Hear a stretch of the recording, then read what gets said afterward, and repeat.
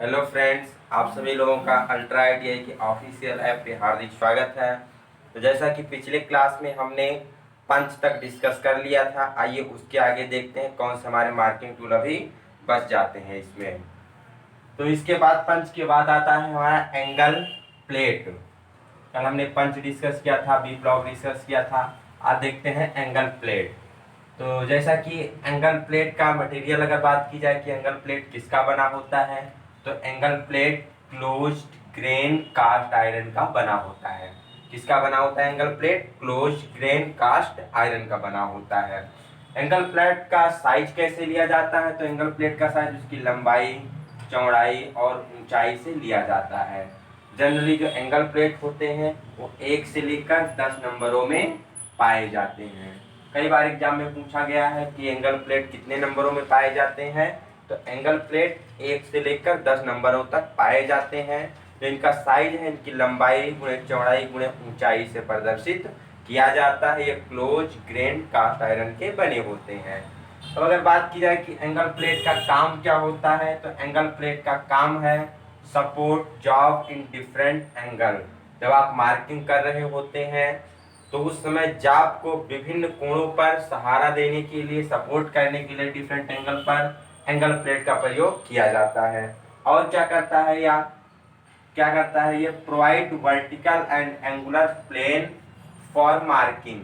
Marking करते समय कई बार क्या होता है, हमें वर्टिकल और एंगुलर प्लेन की आवश्यकता होती है, तो इसको हम एडजस्ट करके वर्टिकल और एंगुलर प्लेन भी प्रोवाइड करवा सकते हैं जॉब को। तो नेक्स्ट इसका यूज है set job on machine.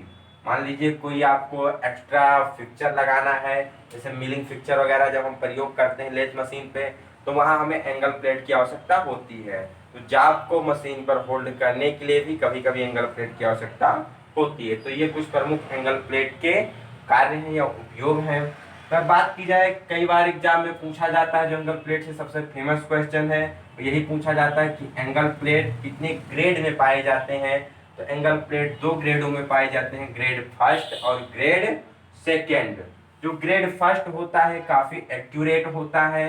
Grade first काफी एक्यूरेट होने के कारण इसका प्रयोग टूल रूम के कार्य में किया जाता है। और जो ग्रेड सेकेंड की एंगल प्लेट होती है, इसका हम जनरली प्रयोग कहाँ करते हैं? वर्कशॉप या जिसे कह सकते हैं मशीन शॉप में इसका प्रयोग किया जाता है। इसका ग्रेड 2 का, ग्रेड फर्स्ट का प्रयोग कहाँ किया जाएगा? टूल रूम एप्लीकेशन के लिए, और ग्रेड सेकेंड का मशीन शॉप या वर्कशॉप में प्रयोग किया जाता है। इसके बाद बात की जाए एंगल प्लेट कितने प्रकार के हैं, तो एंगल प्लेट मुख्यतः 5 प्रकार के होते हैं। सबसे पहला है सॉलिड एंगल प्लेट। सॉलिड जो एंगल प्लेट होता है, जो हम लोग वर्कशॉप में प्रयोग करते हैं, सबसे ज्यादा वर्कशॉप में प्रयोग किया जाने वाला जो एंगल प्लेट है ये सॉलिड एंगल प्लेट होता है। इनकी विशेषता क्या होती है? छोटे छोटे आकारों में पाए जाते हैं, बड़े आकार में ज्यादातर नहीं मिलते हैं।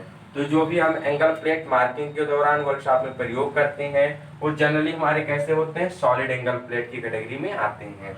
तो नेक्स्ट है adjustable angle plate. Adjustable angle plate में क्या होता है? इसमें जो दोनों प्लेटें होती हैं दोनों अलग अलग होती हैं और ये आपस में नट और बोल्ट के द्वारा जोड़ी जाती है। कैसे जुड़ती है? नट और बोल्ट के द्वारा दोनों प्लेटें आपस में जुड़ी होती हैं, जिसे हम इसे कुछ एंगल पर भी सेट कर सकते हैं।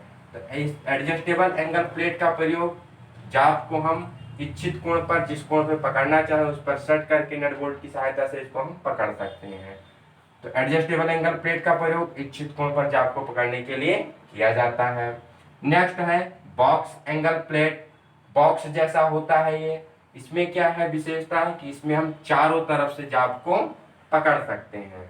इसके जो 4 फेस होते हैं, चारों फेस से हम जाप को पकड़ सकते हैं। इसका जो प्रयोग है बॉक्स एंगल प्लेट का हैवी वर्क के लिए किया जाता है, जहाँ काफी हैवी वर्क हो, भारी कार्य हो, वहां पर हम किस एंगल प्लेट का प्रयोग करेंगे? तो बॉक्स एंगल प्लेट का प्रयोग करेंगे। नेक्स्ट है स्लॉटेड एंगल प्लेट। कई बार पूछा जाता है कि जो एंगल प्लेट में स्लॉट कटे होते हैं, स्लॉट का उद्देश्य क्या होता है? तो स्लॉट का उद्देश्य होता है कि नट बोल्ट की सहायता से जाप को हम उसमें क्लैंप कर सकते हैं। सबसे मेन उद्देश्य होता है स्लॉट काटने का। तो जो स्लॉटेड एंगल प्लेट है इसमें कई स्लॉट कटे होते हैं, जिसमें हम नट बोल्ट की सहायता से जाप को क्लैंप करते हैं, उचित पोजीशन में पकड़ते हैं। इसमें हम टेढ़े मेढ़े आकृति टेढ़ी मेढ़ी आकृति वाले जाब होते हैं उसको हम पकड़ सकते हैं। ऊपर जो भी एंगल प्लेट थे आपके सिंपल ज्योमेट्री के लिए थे, तो स्लॉटेड एंगल प्लेट है, इसमें अगर कोई टेढ़ा मेढ़ा जाब है तो उसे भी हम नट बोल्ट की सहायता से पकड़ सकते हैं। नेक्स्ट आता है स्वीवेल बेस एंगल प्लेट। इसमें क्या है, जो इसकी बेस है उसी को हम एंगल पे घुमा सकते हैं।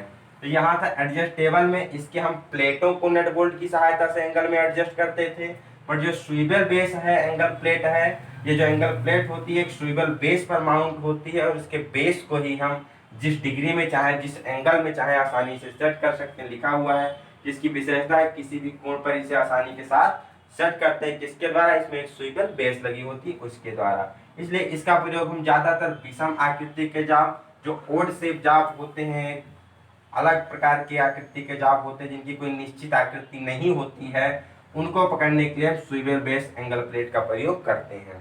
तो आशा करते हैं एंगल प्लेट आपको समझ में आया होगा। इसमें जो सबसे ज्यादा इंपॉर्टेंट है ये ग्रेड फर्स्ट और ग्रेड सेकंड की जो एंगल प्लेट है कहाँ प्रयोग की जाती है, ये मोस्ट इंपॉर्टेंट है। Grade first accurate tool room work के लिए और ग्रेड सेकंड मशीन शॉप के लिए। दूसरा जो मोस्ट इंपॉर्टेंट है कि जो साइज होता है एंगल प्लेट का, लंबाई गुना चौड़ाई गुना ऊंचाई से कितने नंबरों में पाई जाती है, तो 10 नंबरों में, 1 से लेकर 10 नंबरों में एंगल प्लेट पाई जाती है।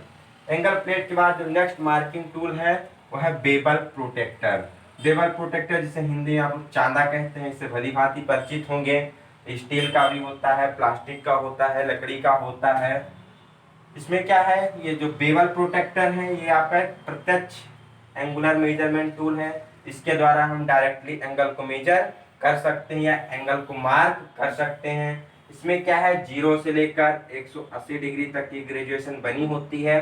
किसी किसी बेवल प्रोटेक्टर में 360 डिग्री तक की भी ग्रेजुएशन बनी होती है, जो फुल सर्किल वाले होते हैं। बट जनरली जो हाफ सर्कुलर होते हैं, सेमी सर्कुलर, उसमें 0 से 180 डिग्री तक ग्रेजुएशन बनी होती है। और बेवल प्रोटेक्टर की सहायता से हम 1 डिग्री तक की परिशुद्धता में मापन कर सकते हैं, या किसी कोण का हमें अगर मार्किंग करना है तो 1 डिग्री की एक्यूरेसी में हम कोण की मार्किंग कर सकते हैं। किसके द्वारा, बेवल प्रोटेक्टर या चांदे के द्वारा। एक चीज ध्यान रखना, ये कैसा है, ये प्रत्यक्ष कोणीय मापन यंत्र, मतलब डायरेक्ट एंगुलर मेजरिंग इंस्ट्रूमेंट है।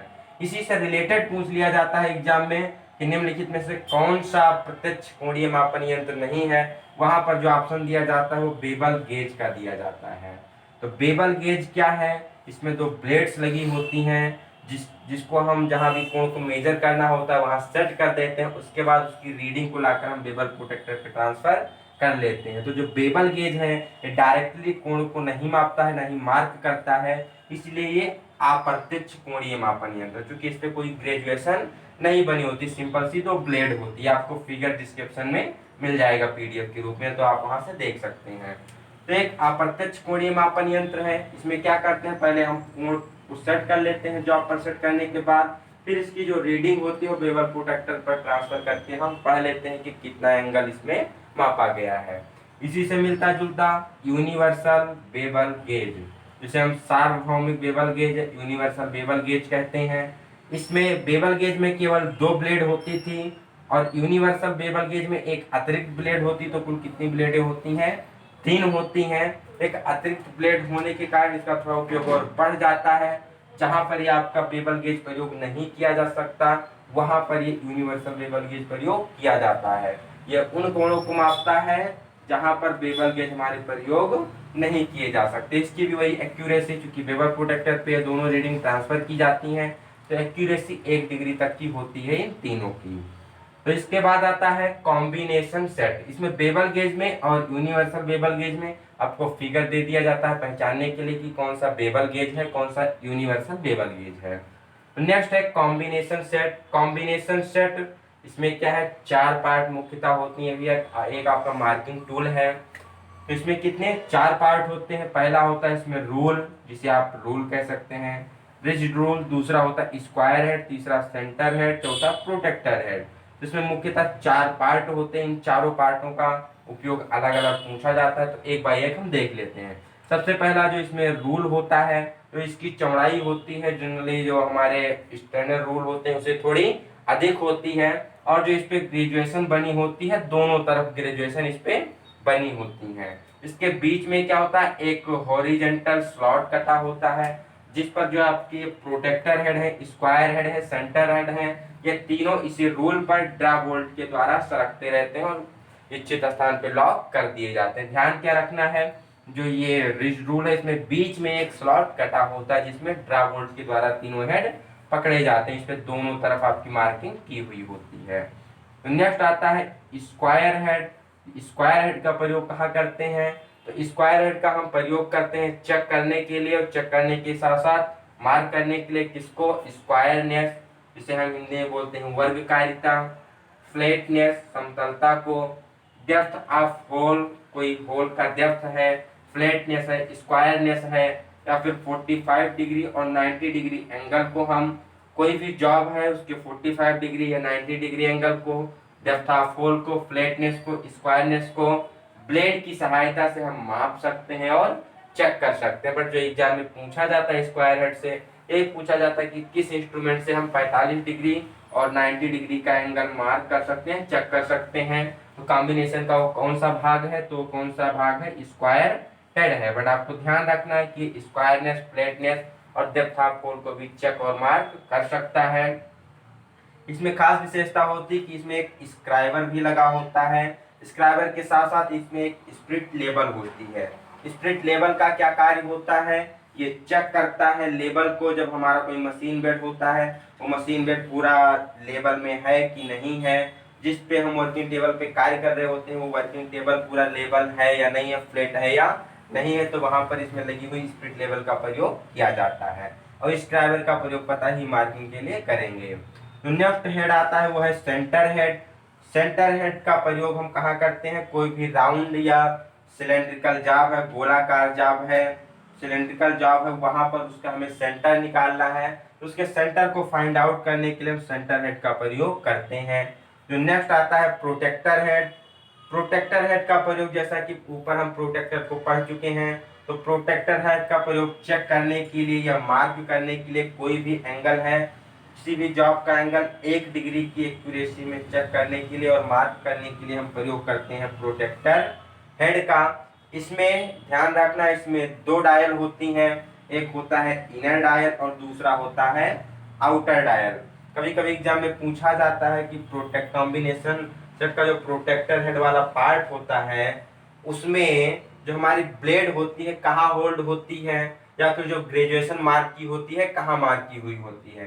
तो चाहे ग्रेजुएशन मार्किंग की पूछी जाए या फिर पूछा जाए कि ब्लेड कहाँ होल्ड होता है, तो ये दोनों हमारे कहाँ होते हैं, इनर डायल में। जो प्रोटेक्टर हेड में 2 part, inner dial, outer dial. Inner dial पे ही आपकी डिग्री की ग्रेजुएशन मार्क की हुई होती हैं और इसी पर जो ब्लेड है, ये रिज ब्लेड है, इसी पे ही होल्ड होता है। प्रोटेक्टर हेड के साथ भी क्या आता है, एक स्प्रिट लेबल होता है, जिससे कि प्रयोग करते समय हम चेक कर सकते हैं कि जो हमारी सरफेस है, मशीन बेड की सरफेस है, वो पूर्ण रूप से लेबल में है या नहीं है। अगर बात की जाए ये बने किसके होते हैं, तो जो रिज रूल है, आपको पता है रूल जनरली किसके बने होते हैं, स्टेनलेस स्टील के बने हुए होते हैं। और जो बाकी ये तीनों हेड हैं, स्क्वायर हेड है, सेंटर हेड है, प्रोटेक्टर हेड है, ये कास्ट स्टील के बने होते हैं।